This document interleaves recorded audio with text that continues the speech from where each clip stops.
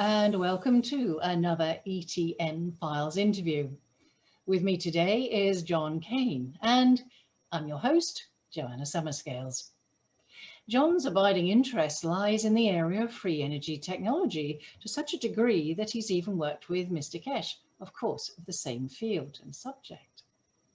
John is a dad of two, so he's very grounded, but he's also deeply interested in things ET, spiritual, and the consciousness connection with all these other dimensions, and how we can harness the energy of the planet for the good and benefit of humanity for very little cost.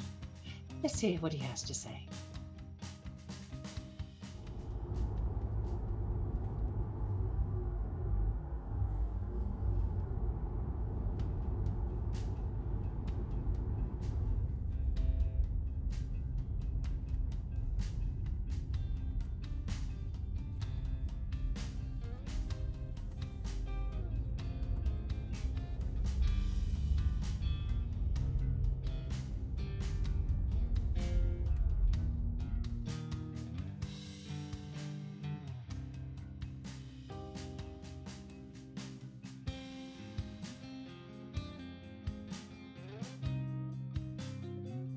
I believe there was another incident with a dog. A dog saved me, 4-year-old boy, from drowning. But Cumbria, my dog, saved my life. We moved to Penwitham, had my ET experience, and then we moved back to Leyland Manor House near the River Lostock.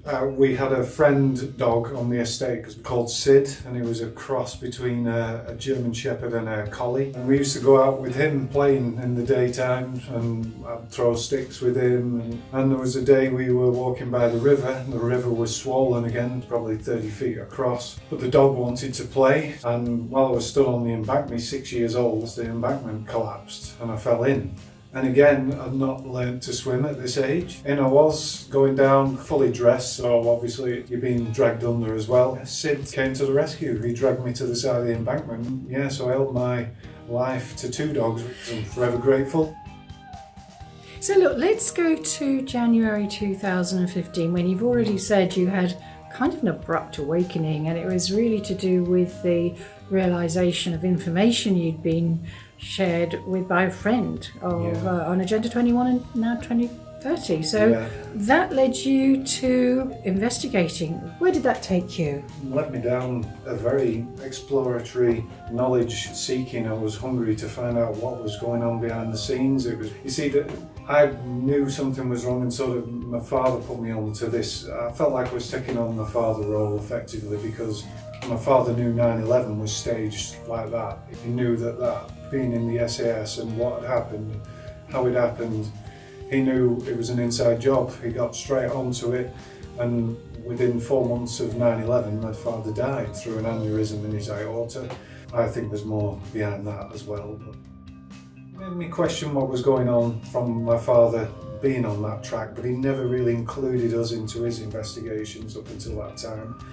I started to be aware of a lot more going on in the planet, but I didn't think it was what they had in store with Agenda 21 and 2030, which was me like, whoa, this is unbelievable. So I started researching, found out a lot about the Illuminati and all the things behind all that, control a lot of the factions and where it's embedded worldwide. But I decided, okay, I'm aware of this, I'll put my intention out. I just started to then be led into trying to help correct the planet, get free energy out, let's get us off oil, stop polluting the environment, let's stop polluting the water. And you were doing this from the higher perspective, like as part of your spiritual journey, and perhaps part of the reason you're here is to help develop tools that will help us also. I think there's a lot of people on the planet that have got pieces of the puzzle. I'm trying not to come across with any sort of ego, but I've witnessed a lot of incredible things in my youth, and that with my abilities physically and what consciousness can do. Can you give us a couple of examples? I've always been a defender against bullies. I've always stood up against bullies. In childhood, primary school, I used to have a good friend who was disabled, Paul Wadmore, very intelligent, strong. He could walk on clumpers and with a frame with wheels, and I was kind of looked after him. It took a lot for me to be pushed into being aggressive. It was because of a bully pushing over my good friend, who this bully had tried injuring me. He stabbed me with a pencil, he bit me, and he pushed me into the corner of a wall when I was running fast, knocked me clean out. But this bully pushed over my friend and he cut his head open and chased him into the toilets. I was 10 years old and I hit him when I took him off his feet, and he ended up in one of the urinals. And so my friends, a couple of friends witnessed it. As my father would say, controlled aggression released in the correct manner. That stopped him bullying any other child again. So that was the first instance. I'd had numerous occasions in sport where you get in a zone, in a 0 point, where you slow things down and it becomes elegant in terms of what you do with the ball. Magically, you kind of control the ball in full flow of high speed running. Tennis, I've hit the ball that hard that the ball's gone like that through the air. I started to be able to use my consciousness to position where I wanted the ball to be hit. You do visualization and that's what a lot of the top sportsmen are trained in now. But being in the moment is beautiful in terms of witnessing those experiences, and I'm only speaking from my experience of what I've witnessed. But in terms of combat, again, when I was older and drinking, teens, early 20s, one of my friends got picked on by some lad and I stepped in and I got involved in a fight with a lot of lads, and in combat they go to hit and it goes into slow motion for me. Your consciousness jumps up to a level of perception where you have more of a control of reality under those circumstances.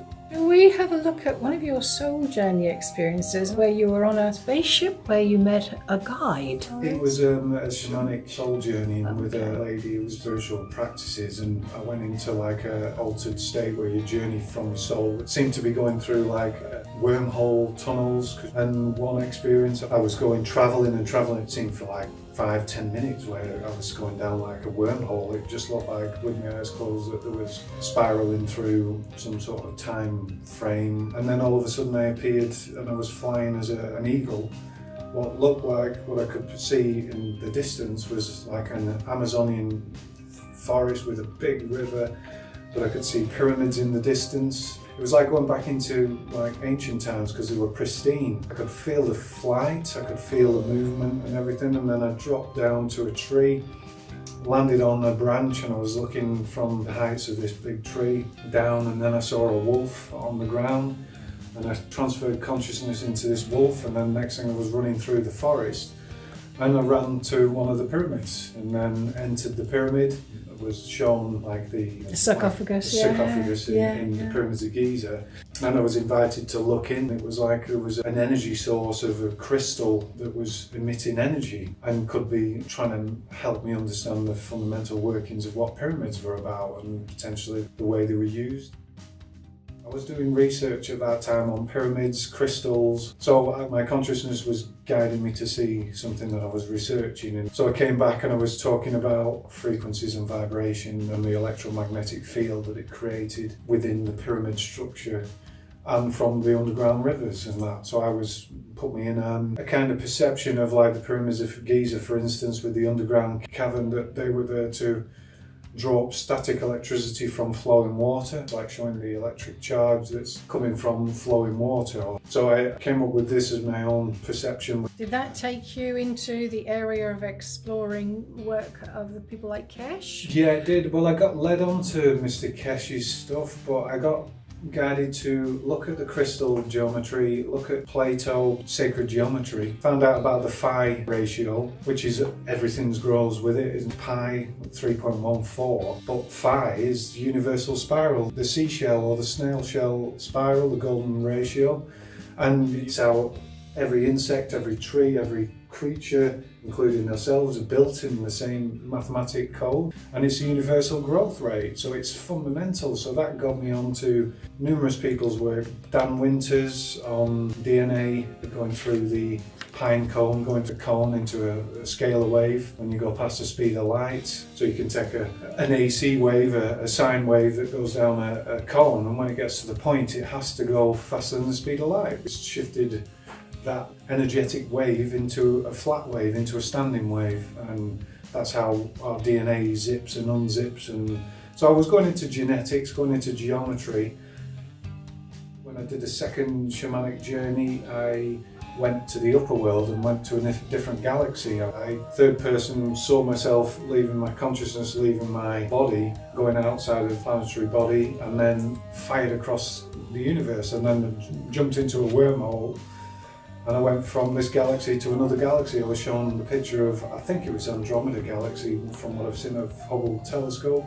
So I may have gone and seen the Andromedan because I was invited onto a craft there and was shown their technology, which was like a dodecahedron with like crystal geometry, but they were using laser and high frequency resonance to create energy that powered the ship. From a perception was that it was power like energy of a planet that it could produce on whatever level, but it was safe energy because it was conscious.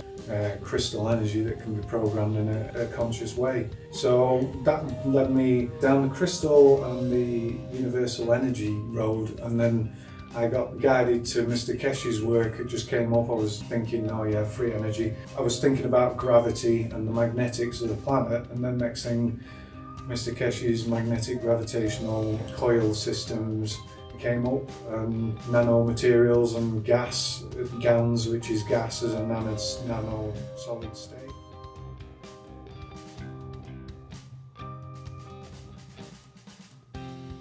Am I right in saying that this is a dodecahedron as you have described to Yeah, me? it's a dodecahedron with the pentagon pyramid that I've created from geometry, and basically it's trying to think outside of the dodecahedron instead of thinking outside of the box. That, you know, on a third dimensional level, that's what in engineering terms from the background they always used to say, try and think outside of the box. But because we've not incorporated the dodecahedron as ether, as what we sit in the sea of energy throughout the universe that seems to permeate through every bit of physical reality as well, I see it as a fundamental understanding that where the spiritual realm has come from, a Merkaba, which is two tetrahedron 3D plantonic shapes, referencing Plato's understanding of air and water and fire. Are you telling me that you're thinking we have a projection down from which level maybe? We have a projection of dream state, which is your astral body, which is a 4D plane of consciousness, and I think that the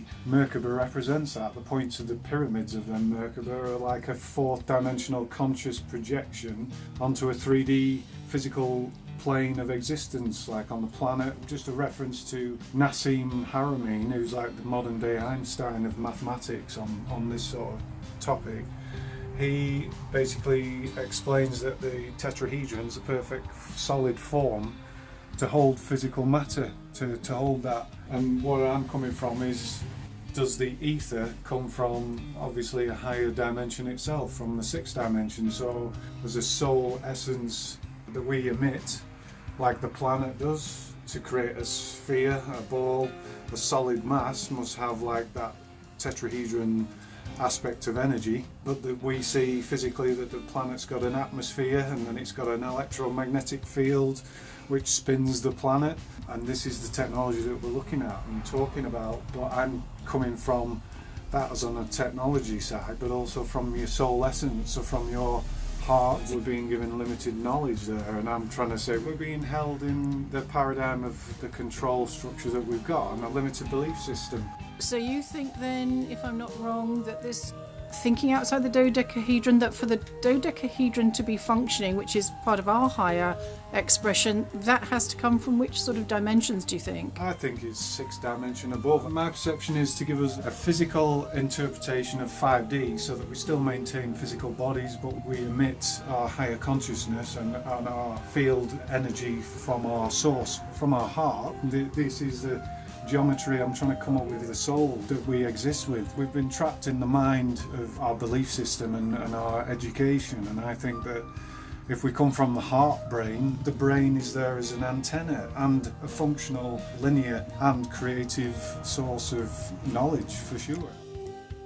The plasmatic and magnetic gravitational field is beyond that. We're capturing the ether energy, the gravitational spiral that comes into the core of the planet and then kicks out in a magnetic field. It creates the unified field that's a torus, and that's what spins the planet. So that's a 5D energy, and I would imagine the signature of that energy at its core is like the multi-dimensional Merkaba, and the presentation that I've done on like YouTube that I've released myself tries to explain that, and it all ties in with Tesla's knowledge as well, but I'm trying to explain the fourth and fifth dimensional spiral energy that comes in, as well as what we experience as being on the planet. That's great. Okay. Lovely. Let's go get some lunch.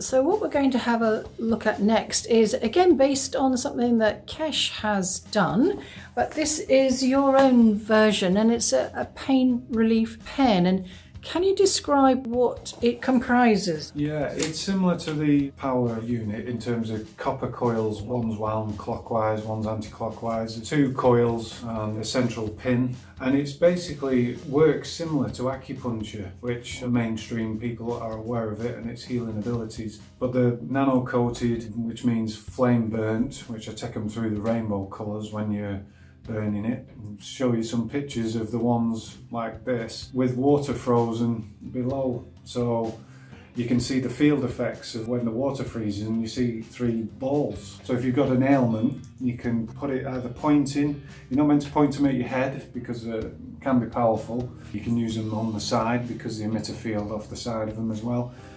But like sometimes I get a stiff shoulder, so I might just put it and position it on my shoulder for a while and it'll go. It does actually. Can you feel anything from that? You can. When I'm in a bit more in tune, I can sense an energy off the tip of it. It depends how powerful the ones are, and I've been freezing most of the ones I've been making so that I can say to people, pick which one resonates with you, and it might be the right pen because they're all slightly different when you make them. But it also throws like a rose quartz crystal tip, and that gives off an energy as well. So let's talk about Mr. Kesh then, how he came to bring you in as global project manager. Yes, in 2017, myself and the UK guys that were involved with Mr. Kesh's work, and he then invited us over to Rome to go for an interview. It was the end of 2017, and yeah, everybody's equal. There was no kind of hierarchy. We're all working. He offered us all a job. The job was exactly what? The job was to help set up worldwide factories to mass produce the units, bring out plasma water to feed Ghana. It was going to be then Mexico, Brazil, China. I went over and helped with the development of the prototypes to prove out some of the workings of producing on a mass scale. I was a visitor in China for a couple of occasions. I went for a couple of weeks at a time before Christmas, and then after Christmas into 2018. And then from there we developed the plans for the big factories and how we would manage the production and what was involved. So we went so far down, and then things hit a bit of a problem in Ghana. We had an issue with one of the workers who threw a bit of a spanner in the works, should we say. So things got put on hold, and they've not really cleared since. We've kind of been. So what happened with you? Did you guys stay in the employ of Mr. Kesh then for a while? Or? Yeah, we did probably 6 months full on developing the factories, which we made a lot of progress. We basically mapped them out so they could build them worldwide off like a blueprint model.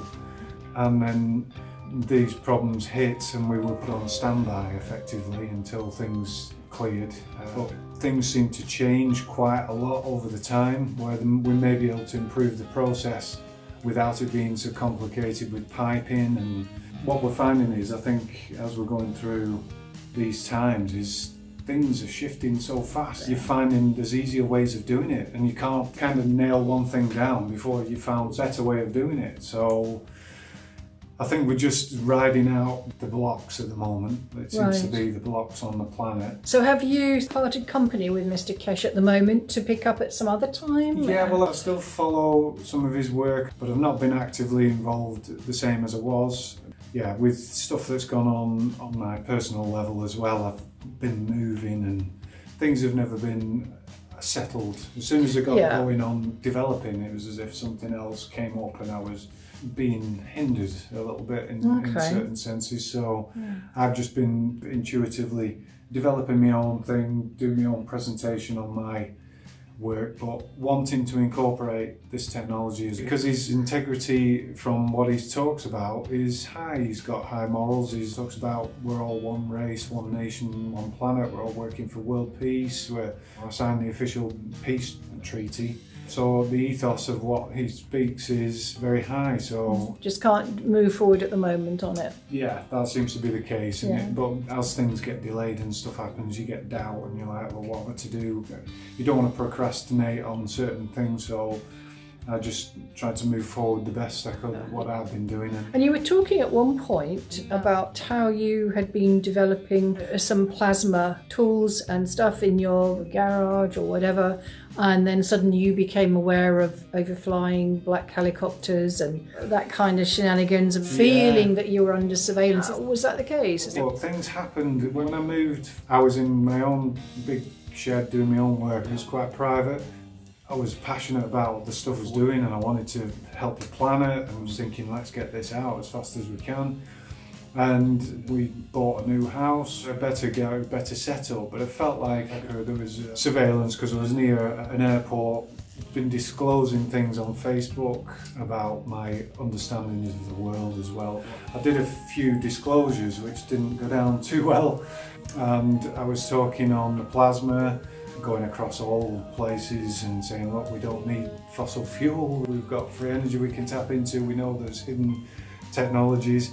And I seemed to then get quite a bit of attention. Quite a lot of weird stuff happened with me. I downloaded a document which has a load of free energy devices in it onto my phone, and within the next day got led away from the house and it was stolen off my phone. Yeah, and you were saying also that other things that you were working on in terms of your communication, say with other intelligences, after you moved out of the family home, you went off to Wales and you began looking into the CE5 protocol, the Dr. Stephen Greer method of connecting with ET, and just tell us what happened with that. During all this time, I was spiritually developing myself, doing meditation, understanding you could meditate, ask the question and then come out of meditation and soon be shown answers through nature, through synchronicity. So I was in a magical sort of place at certain parts of my journey. I was trying to get my son, who's ADHD, he's hyperactive, I wanted him to get involved with meditation, so I did a specific one with him, which was an Arcturian healing, which the Arcturians in the galaxy are one of the most advanced and best healers and the rest. And I did this meditation with my son on the couch. We were like led 90 degrees to each other because we were listening to it through my phone, so I gave him one of my earphones. And it was fantastic. Went in the healing chamber, felt all the energy, felt all the waves of energy. They were describing this craft could be 60 kilometres above my house, and there was 4 crew on board. It was 30-metre diameter ship. 3 healers would be up and us in the chamber and carrying out this crystal healing chambers. And I felt it, I was there. It was as if I was in a sea of energy and I could feel the waves passing through me. And then at the end of the meditation, then my son was asleep, which was unheard of at that time. I got up after about half an hour of the meditation fish, went to my door, and the craft just come into view and stopped in front of me, then darted around and shot off. And I was like, flipping heck, as if the ship that had just done the healing had come to show me that there it is. Tell us about the Welsh experience as well. And woke up hearing voices and then went out and saw a portal closing. But the one that I did at the lake in Wales, where there was no Wi-Fi and it was peaceful, but I had an experience of a lot of orbs there when I went with my brother and my lad and his lads. We went on a bit of a weekend in the RV. And we experienced some things there, myself and my brother were taking photos and there were orbs all around, there was thousands of them. So I went back there and I thought, I'm going to go and do a CE5 protocol on my own with Dr. Stephen Greer's his app, and so I didn't need a signal. So I drove with my dog and I went and sat by the reservoir on a rock. I did the CE5 protocol and just thought, I'll see what happens first time. Within 10 minutes of finishing, there was a big plasma portal or energy lit up on the other side about 300 meters away. And it just moved across the lake, and I got such a rise. I felt kind of like a bliss rush, Like the feel-good factor coming. Yeah, like a feel-good factor, but I felt like I was engaged with it, and I was consciously like thinking, you know, I'm here, I'm happy to meet. I wasn't scared, and it went to the other side of the lake, and then it disappeared. And I put my intention. I said, "Come on, come closer." I reappeared again, shifted across the lake in a similar sort of fashion. And then I sat for a bit longer, and the dog was really good and patient. I went back to the car with the dog, and I thought, well, I'll just drive round to the other side of the lake, seeing the plasma ship just to be nearer the energy that appeared. I pulled up, and within minutes, a car come flying up behind, parked up behind. Well, the next thing, there's a policeman knocking at window. So I opened the door, and he was a little bit upset, as if they weren't happy with me doing what I did, put it that way. So I don't know where he'd come from.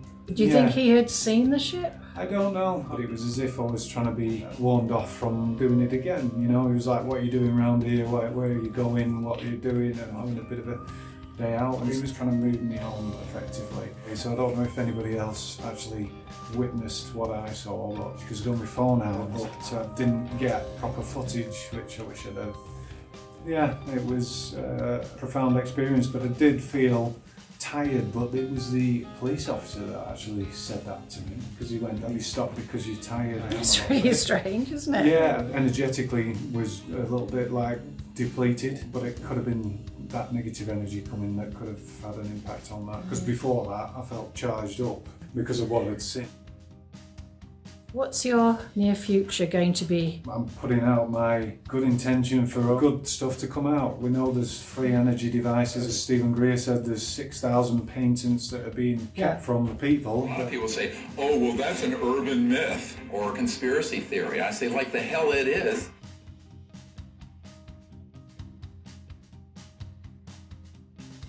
Are you looking to either hook up with Keshi, or are you determined now to focus on working by yourself? I'm willing to work with whoever. Well, I'm happy to help anyone, and I will share knowledge, and I mentioned to Mr. Kesh, but I wanted to check that people are on the straight and narrow. I want to incorporate what I knowledge may only be a little bit to help. From my perspective is trying to be as pure soul as possible. I've always been a little bit gullible and naive when it comes to no, don't human say that, aspect. John. That just means that you see the best in people, and you don't expect them to be awful. The things that have happened, I've felt a little bit hard in trusting people more now. Anyway, I have to say thank you very much for sharing your very interesting life and developments, and I'm really looking forward to seeing what you come up with in the next year. And as you said to me when you were talking about the different shapes, it's about thinking not outside the box, but outside the dodecahedron. Exactly.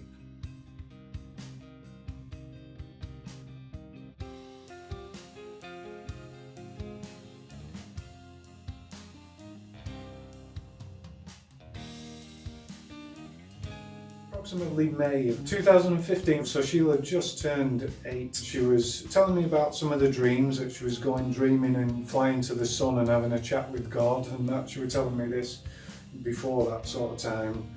And then one day she just brought me this piece of paper that she'd handwritten. And this is what she wrote, and I found it absolutely breathtaking that she either channeled, done automatic writing, or she'd just written. She's written, "We are the light, and whoever is evil, then they are on the dark side. We have one bit, and they have another. We are the ones who are powerful."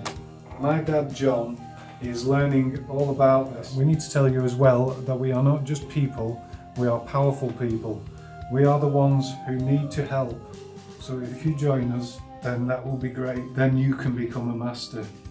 Love from Melissa. And it says, "If you will, that will be beautiful, that will be great." But she just drew a little love heart and put that on after. But I could not believe that she put, "If you will join us, then that will be great. Then you can be a master." As if she knew that by doing the work that we're trying to do, that you become an ascended master. John Cain. This is the ET Newsroom, and we're signing off in Cumbria. John, it's been great. Thanks so much. Okay, everybody, we'll see you again with another ETN special.